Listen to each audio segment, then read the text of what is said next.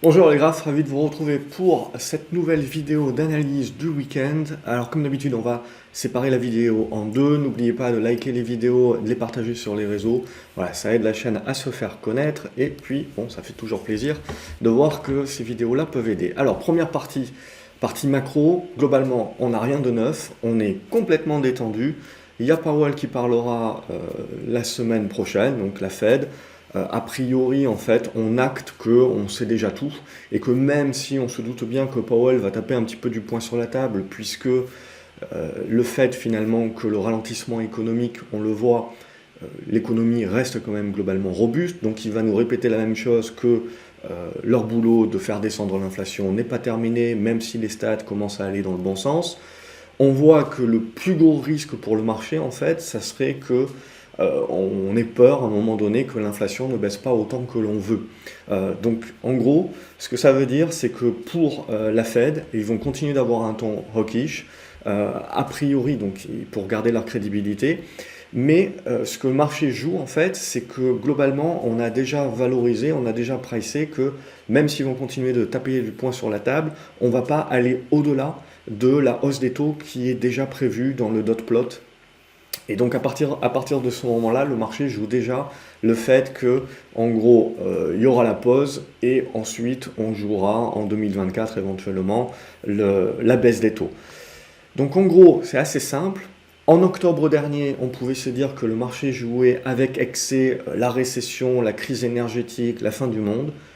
Aujourd'hui, on peut quand même aussi se dire qu'on joue peut-être un petit peu avec un excès, globalement la détente, et que tout va bien se passer dans le meilleur des mondes possible. La vérité est certainement quelque part au milieu, et donc c'est tout l'objet en effet de se dire qu'à un moment donné, il va falloir construire. Parce qu'en fait, quand on va se rendre compte voilà, qu'on est passé d'un excès à un autre, on aura besoin de digérer les informations et d'attendre que les statistiques commencent à rentrer. Donc ça ne se passera pas du jour au lendemain, on va avoir besoin d'un petit peu de temps. Et à partir de ce moment-là, on va, euh, on va demander à construire pour se donner le temps justement de voir. Et la Fed globalement et la BCE, c'est ce qu'ils vont dire également. Ils vont taper du poing sur la table, ils vont dire il faut encore qu'on combatte l'inflation, mais on va se donner le temps. Le seul truc donc qui peut se mettre dans le rouage et qui pourrait faire corriger les marchés, c'est donc si en effet on commence à avoir des stats qui démontrent que l'inflation ne baisse pas aussi vite que prévu, voire qu'on va atteindre rapidement un plancher et que donc on n'ira pas aux 2% sans que la Fed remette un coup et éventuellement on s'arrêtera à 3, 3,5, etc. Donc ça, voilà, la pente, maintenant, la quantification de la pente de la désinflation, c'est ça qui va vraiment nous importer. Et ensuite, quand on parle économie, on le voit dans les résultats des entreprises, il y a de la résilience, mais il y a ici également beaucoup de prudence sur la suite. Donc on le voit en fait, on est un petit peu entre deux, c'est-à-dire qu'on avait vraiment broyé du noir, on se rend compte que c'est moins pire que prévu, mais ça ne veut pas dire que c'est rose pour autant. Donc je pense qu'à un moment donné, on va, d'ici sur le mois de février, certainement commencer à acter les constructions. Et les constructions, quand on voit graphiquement parlant, c'est ce que l'on a. Hein. On le voit ici sur le 10 ans américain, là c'est le prix des obligations, on est déjà dans cette construction. Alors c'est assez intéressant puisque on voit le marché qui se détend globalement, mais au niveau des taux, on n'a pas trop bougé. Donc on va attendre de voir, est-ce que le discours de Powell nous fait revenir vers la zone de support, c'est-à-dire qu'on remet un petit peu de tension sur les taux, parce qu'il nous explique qu'ils vont serrer la vis et éventuellement aller au-delà de ce qu'on a prévu. Donc ça serait une déception, une nouvelle déception pour le marché, parce que là, le marché price globalement que tout est déjà connu, donc il faut voir si cet élément de surprise que la Fed veut mettre en place. A contrario, si on casse ici par le haut, ça voudrait dire qu'on détend globalement les taux. Ça voudrait dire que dans un premier temps, c'est en mode orgie sur les valeurs de croissance dans la continuation de la poussée dans laquelle on est.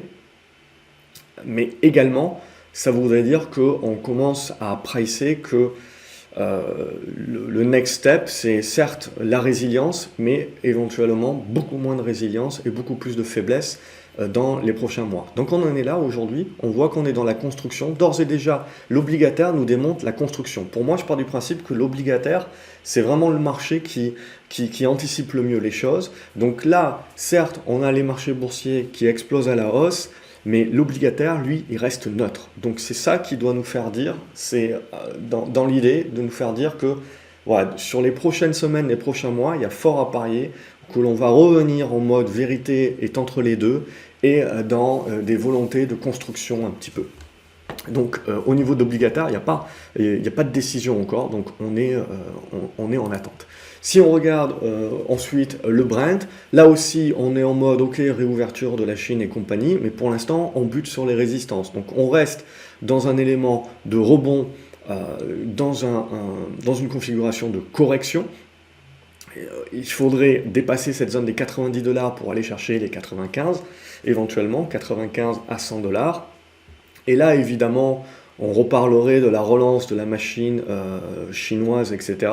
Mais d'un autre côté, on rejouerait à se faire peur sur l'inflation des matières premières. Regardez également, ce qui est pour moi important, c'est de regarder le gaz naturel. Alors là, ici, c'est le prix du gaz naturel américain. Donc vous le voyez, crise énergétique est terminée. Donc c'est ça aussi qu'il faut bien se dire. Alors c'est le gaz américain en plus. Donc on le voit, en gros, il n'y a plus de problème. On est même descendu en dessous des niveaux d'avant la guerre en Ukraine. Maintenant, ce qu'il faut bien se dire, c'est qu'à un moment donné ou à un autre, si vous voulez, il va y avoir du rebond. Et il va y avoir du rebond au prorata. Ça ne veut pas dire pour autant qu'on va retrouver une tendance haussière et donc on va se refaire du souci sur la crise énergétique, etc. Non, ce que ça veut dire, c'est qu'il faut bien prendre en considération qu'aujourd'hui la désinflation vient essentiellement des prix énergétiques. Lorsque les banques centrales augmentent les taux pour combattre l'inflation, ils ne peuvent pas faire grand-chose sur les prix de l'énergie. Alors ils peuvent un petit peu taper sur la demande, mais globalement la demande, si vous voulez, avec un déficit d'offres, c'est très limité finalement dans le prix in fine. Donc là, l'idée, c'est à un moment donné, vous voyez, vous pouvez avoir un rebond du gaz naturel qui ne change rien dans sa tendance baissière de fond, mais vous pouvez toujours avoir un rebond du gaz naturel de 20 ou 30%, et c'est pas rien, 20 ou 30%, et donc ça veut dire que pendant quelques semaines, quelques mois, vous pouvez avoir des statistiques d'inflation qui ressortent finalement en nous démontrant que la désinflation ne se fait pas aussi rapidement que l'on croit, donc qui peut nous refaire peur sur le mode tiens, on n'arrive pas à faire baisser l'inflation, mais ça sera surtout lié au fait qu'on a un rebond des prix de l'énergie. Mais un rebond des prix de l'énergie qui ne veut absolument pas dire que l'on retourne la tendance à la hausse, vous le voyez, il y a vraiment beaucoup de boulot, il faudra repasser au-dessus des 5$, mais pour autant, avoir 10, 15, 20%, 30% de rebond sur le gaz naturel, ça ne voudra pas dire grand-chose sur le moyen long terme, mais à court terme, ça peut impacter l'inflation et c'est ce qui peut permettre au marché, à un moment donné, de re-avoir peur que l'inflation ne baisse pas assez vite, donc que la Fed va continuer de repousser sa pause, même s'ils ne montent pas plus les taux que ça, ils vont repousser la pause et quelque part l'anticipation du marché qui est de se dire que sur le début d'année 2024, on baisserait les taux de 200 points de base, donc de 2%, ça également, ça sera repoussé, ça sera réduit. Et donc quelque part, le marché devra repricer également le fait que on est dans un monde qui va rester potentiellement pas avec des taux plus élevés que les 5% ou les 5,25% qui sont prévus par la Fed, mais on va rester sur ces 5 ou 5,25 pendant plusieurs mois.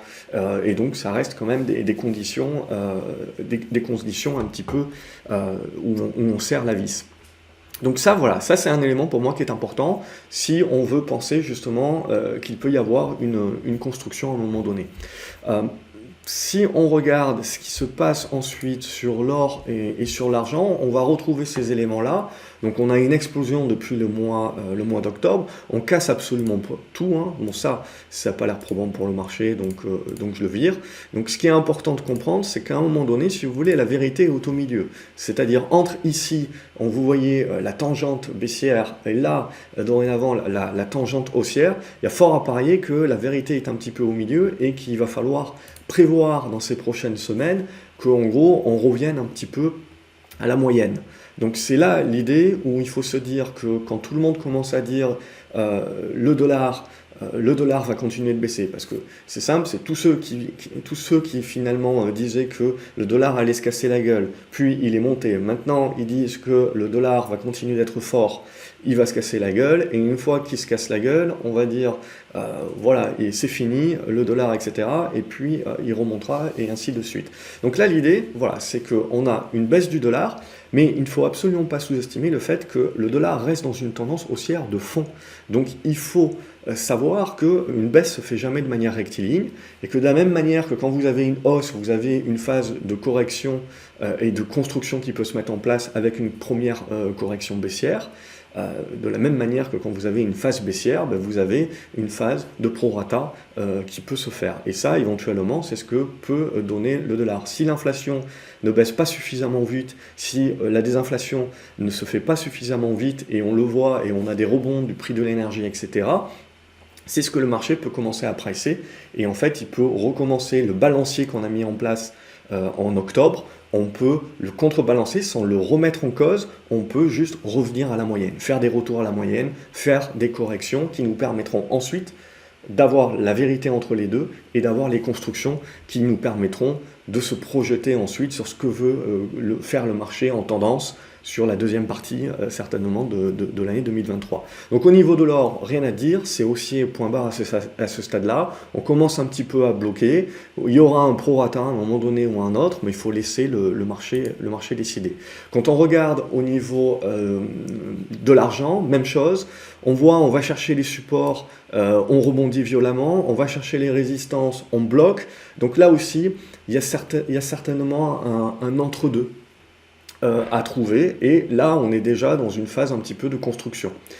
Si vous le cassez par le bas, on aura des constructions un petit peu plus larges, avec des figures plus larges, mais c'est ça qu'il faut attendre de voir, c'est là où on en est aujourd'hui. Et donc l'euro-dollar, pour moi, qui va être très important, parce que suivant ce que va faire l'euro-dollar, on va pouvoir essayer de jouer une projection sur le marché européen, qui a donc profité de cette baisse du dollar, ou au contraire un retour à la moyenne de l'euro et donc un renfort un petit peu du dollar, où là on aurait donc un retour un petit peu sur le marché américain. Donc en fait c'est un système de balancier. Donc pour moi, on ne remet pas en cause le retournement haussier de l'euro à court moyen terme, tant qu'on ne repasse pas en dessous des 1,04. On a une résistance, mais pour autant on ne remet pas en cause la tendance baissière de long terme de l'euro, et donc de force du dollar, tant qu'on ne repasse pas au-dessus des 1,14, 1,14, 1,15 et des poussières.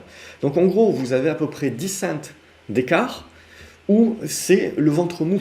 Et d'un point de vue long terme, on ne choisit pas. Donc en gros, c'est les forces court terme, moyen terme qui vont se combattre contre les forces long terme.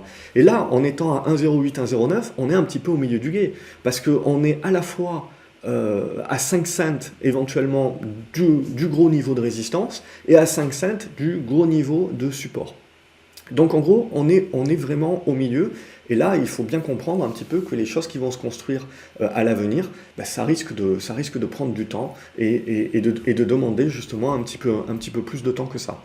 Donc ça voilà, ça c'est pour moi les éléments importants. Donc il faut savoir qu'on peut toujours continuer d'aller chercher le nord sur l'euro, mais pour moi ça sera un excès, donc il faudra faire attention au retour de bâton par la suite, ça sera clairement un excès. Sinon, je veux dire, on peut commencer à entamer un petit peu les phases de consolidation. Mais on le voit, c'est très étiré, donc il va falloir laisser passer les chandeliers un petit peu pour avoir une vue un petit peu plus claire. Mais voilà, on est clairement au milieu du gué. Donc pour moi, je suis en attente aujourd'hui. De la même manière, il ne faut pas sous-estimer l'extension éventuelle et donc le côté exponentiel qui peut se prendre sur les marchés. Donc ne pas sous-estimer ça. Et de la même manière, ce qui serait le plus logique et le plus sain, ça serait qu'on corrige un petit peu et qu'on revienne dans un premier temps au moins chercher cette zone des 1,06, rebondir et commencer petit à petit à construire la figure. Mais voilà, le marché ne va pas forcément choisir ce qui est sain et ce qui est le plus logique, enfin ce qui serait le plus sain, etc. Ce qui se passe donc, c'est qu'on se détend complètement sur le Nasdaq. on le voit, donc rien de bien neuf, mais donc c'est assez volatile, mais bon, c'est le Nasdaq. Et donc ce qui se passe, c'est qu'on a des résultats, on voit qu'ils prouvent une certaine résilience, d'une certaine manière, ils sont globalement achetés, et on a surtout un marché qui revient à nouveau sur les grosses caps, les GAFAM. Donc il avait plutôt laissé de côté les généraux jusqu'à maintenant, et donc là, on revient bien. Je vous avais dit attention à l'illusion des indices, parce que on était avec un Nasdaq qui était au ras des pâquerettes, mais pour autant il y avait beaucoup de choses qui étaient quand même intéressantes dès qu'on sortait du Nasdaq, en fait dès qu'on sortait du GAFAM, et à partir du moment où on a les flux là qui reviennent sur les GAFAM, tout de suite, pouf, le Nasdaq se dynamise. Et pour autant, quand on regarde ensuite peut-être les plus petites capes, etc., alors il y en a certaines évidemment qui vont très bien, mais elles sont un peu plus en retrait, beaucoup plus calmes, beaucoup plus construites, un petit peu comme ce que nous démontre le marché obligataire. Donc c'est vraiment une question d'illusion des indices. Donc là, on a le Nasdaq qui est en train de tout casser. Donc on a déjà validé ça avec le gap d'hier, et donc c'est Tesla qui a mis le feu aux poudres et qui est en train de faire une remontada. Et donc là maintenant, évidemment, on commence à arriver sur un premier niveau de résistance aux alentours des 12 200. Ensuite, on a un autre niveau de résistance qui serait une projection de cette oblique ici, qui est aux alentours des 12 300, 12 400. Voilà, et pour moi, il ne faudrait pas non plus monter trop haut. Alors ça dépendra de ce que nous dira Powell. Peut-être qu'il y a un petit peu trop de monde qui attend que Powell, justement, nous mette une claque.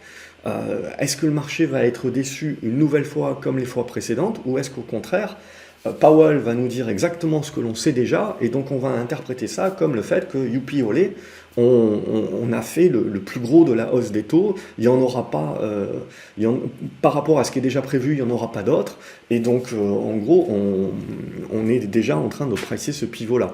Donc, en marge de manœuvre, quand même, on se dit que même si Powell nous annonce le meilleur des mondes possible, on peut se dire qu'on a quand même pricé. Alors on peut aller chercher en extension 12 300, 12 400, qui correspondra à cette zone de gap ici. Et pour moi, elle servira de résistance. Et ensuite, on aura une construction, mais graphiquement parlant, le Nasdaq se mettrait en retournement. Dorénavant, je pars du principe qu'au-dessus des 11 400, 11 600, même si on venait à revenir sur ce niveau-là, mais à les conserver, on aurait une construction-congestion de retournement de moyen terme qui est potentiellement en train de se construire. Maintenant, même chose, il va nous falloir des chandeliers pour se décider. Donc là, on continue de jouer le mouvement. Jusqu'où, voilà, je vous ai donné les niveaux qui sont valides pour moi. Et après, il faudra voir les prochains chandeliers, la physionomie, et voir si le marché jouera un non-événement ou pas de la Fed.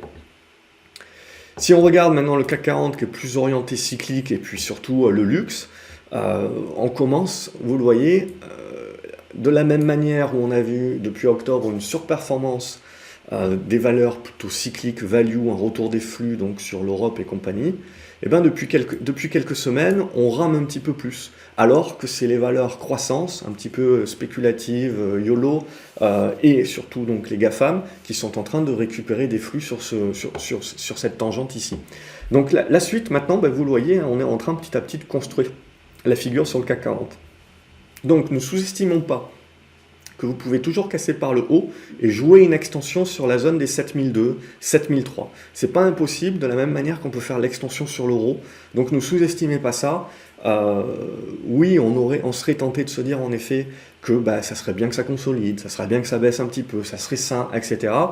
Mais c'est pas automatique. Donc là, on a la moyenne mobile 20 qui va remonter sur la zone de support, qu'on peut mettre à peu près sur le niveau des 7000, et en fait, ça va se décider là. Si on sort par le haut, on ne sous-estime pas l'extension éventuelle qu'on peut faire, mais gare au retour de bâton à partir de ce moment-là. A contrario, si on sort là sous les 7000, on attaquera la consolidation, mais c'est pas pour autant qu'il faut partir en mode crack boursier, etc.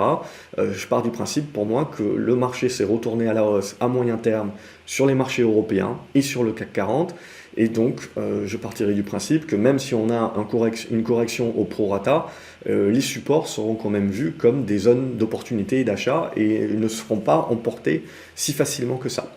Alors je peux me tromper, bien entendu, on verra, c'est le marché qui décidera, mais je serais tenté de dire que tant qu'on est au-dessus des 6007, 6008, à moyen terme, on va rester quand même positif, et je pars du principe que tous ceux qui ont loupé la hausse de ce mois-ci, si le CAC 40 revient sur les 6008, ils seront certainement intéressés, au moins dans un premier temps, de rentrer et le verront comme une opportunité.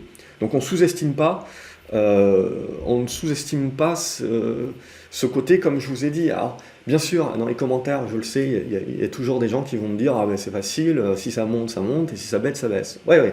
Mais là, ce qu'il faut vraiment se dire, c'est qu'il faut bien comprendre les constructions. Il faut bien comprendre, si vous voulez, quand vous avez des éléments où il faut soit se couvrir, soit refuser d'aller contre le vent. Et bien comprendre que vous êtes dans un marché un petit peu... S'il se passe ça, je dois faire ça. S'il se passe ça, je fais ça. C'est ça votre plan. On n'est pas là pour jouer aux devinettes et dire ouais, ça va continuer de monter ou non, ça va se casser la figure. Comme ça, vous allez avoir raison une fois et puis derrière, vous allez vous prendre une déculottée. Donc ce qui est important là, c'est de savoir reconnaître quand le marché il est en train d'offrir une consolidation, de ne pas sous-estimer sa capacité de jouer l'exponentiel juste pour embêter les vendeurs qui ont anticipé les sortir et donc nous jouer un petit peu l'excès. Mais à ce moment-là, c'est cet excès-là, à mon avis, qu'il faudra vendre. Ou à contrario, on construit et on finit par casser par le bas. Et là, on passerait en mode, en effet, construction, consolidation corrective au prorata. Mais il faudra éviter de tout de suite dire le marché est baissier. Je le connais, hein, on va perdre 100 points, et de la même manière que ici, quand on avait perdu 100 points, ça y est, c'est reparti pour un tour, c'est fini, c'est la fête, c'est la fin de la fête, etc. Non, il faut éviter, si vous voulez, d'être tout blanc ou tout noir et de passer de l'un à l'autre comme ça si rapidement. C'est important, c'est vraiment important, si vous voulez, de bien comprendre qu'un marché, à un moment donné, a besoin de respirer, a besoin de construire, et il faut lui donner le temps. Et il ne faut pas, au jour le jour, parce que vous perdez 100 points, balayer d'un revers de la main quasiment 5 mois de hausse ininterrompue. Donc c'est ça qui va être important. Là, pour moi, si on veut savoir quelle est la force de la tendance à moyen terme qui s'est validée en retournement haussier sur le CAC 40, eh ben on ne le saura qu'en revenant sur des zones 6006, 6007, 6008 et en voyant justement qu'est-ce qui se passe. Est-ce qu'on défend les zones ou est-ce qu'on les casse comme dans du beurre? Ça, c'est ça qui nous donnera vraiment beaucoup d'indications sur la suite et pour les plus long-termistes d'entre vous sur les positions qu'on peut commencer à rentrer en jouant des tendances durables. Donc ne sous-estimez pas que c'est pas parce qu'on stagne que ça va baisser automatiquement. On n'est jamais à l'abri de faire notre extension et d'aller chercher 7002, 7250 éventuellement, tout de suite ou plus tard, après avoir consolidé et avoir repris des forces, repris du jus, des flux et repartir pour un tour. Donc là, voilà où un petit peu on en est. On commence peut-être des phases de construction, en tout cas c'est un peu plus délimité. Donc voilà pour cette vidéo. Comme d'habitude, j'espère qu'elle vous a plu, qu'elle a pu vous aider. N'hésitez pas à la liker, à la partager également sur vos réseaux sociaux. Ça aide la chaîne à se faire connaître. Mon travail également, s'il peut aider, tant mieux. Et puis ça fait toujours plaisir de voir que ça aide toujours de plus en plus de nouvelles personnes. Voilà, je vous souhaite un excellent week-end. Je vous retrouve sur la seconde partie, l'analyse action, et n'oubliez pas de vous abonner à la chaîne en cliquant sur la clochette, comme ça vous ne loupez pas les prochaines vidéos. Salut les graphes et bon week-end.